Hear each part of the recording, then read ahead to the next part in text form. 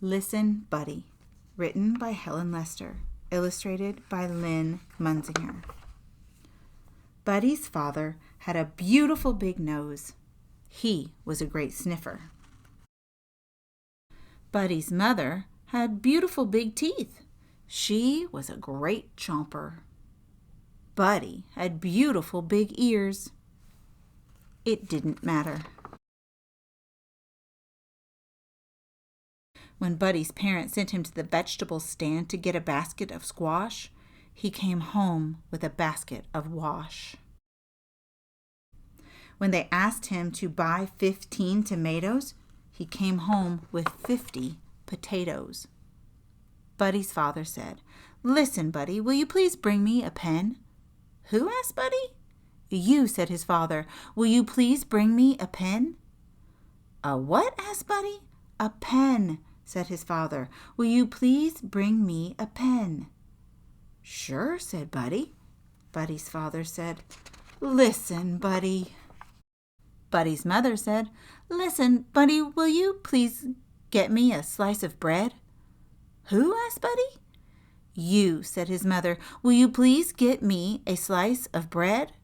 "A what of what?" asked Buddy. "A slice of bread," said his mother. "Will you please bring me a slice of bread?" "Sure," said Buddy. Buddy's mother said, "Listen, Buddy." Somehow, Buddy's mind was always wandering too far away from those beautiful ears. His parents tried yelling, "Listen, Buddy!" They tried whispering, "Listen, Buddy!" Nothing worked. One day, Buddy got permission to go for a long hop. He had never before been allowed to go beyond the vegetable stand. "Listen, Buddy," his parents warned him. "Just remember that at the end of the road there are two paths.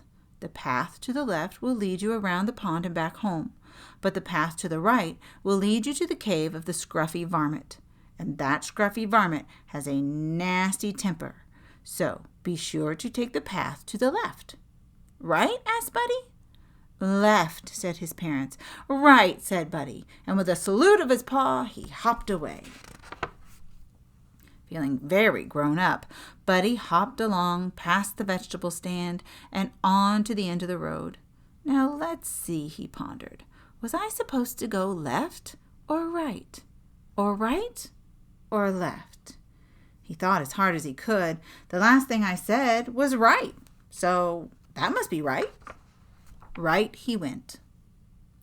25 hops later, Buddy discovered that right was wrong.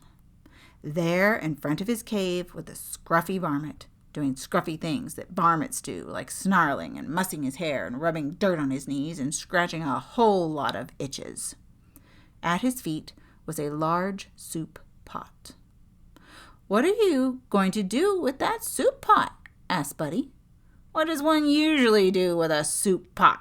Bake pie," replied the scruffy varmint, not too kindly. "I'm going to make some soup." "Some what?" asked Buddy. "Soup," snarled the scruffy varmint. Buddy had forgotten his parents' warning about the scruffy varmint. He asked eagerly, "May I help?" The scruffy varmint was not fond of having company, but with help he'd have his soup sooner, so he said, "All right, Bunny Rabbit, come help me gather firewood." "Who? What?" asked Buddy. "You, firewood." Buddy eagerly hopped ahead of the scruffy varmint. Very gently he gathered a large prickly bundle, which he held out proudly. Roughly the varmint grabbed the bundle. "I said firewood, not briarwood," he yelped, plucking the sharp thorns from his paws. Later, when the pot was filled with water, the scruffy varmint lay against a rock, licking his paws and barking orders.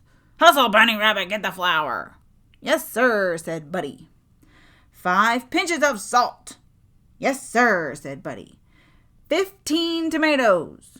"Yes, sir," said Buddy. "And a big load of squash." "Yes, sir," said Buddy. The scruffy varmint rose and gave the soup a stir. He took a taste.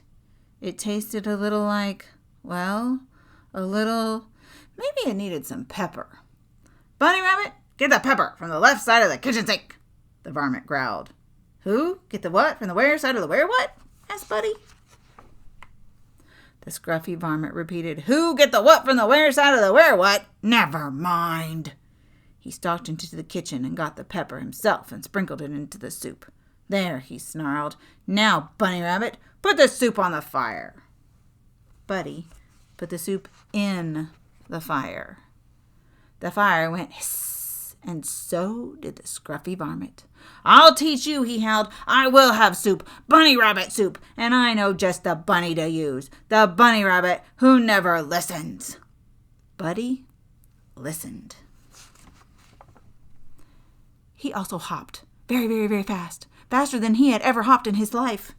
He whizzed up the road, past the vegetable stand, and into the safety of his house. And a little later, when Buddy's parents asked him to bring a pen and a slice of bread, Buddy listened.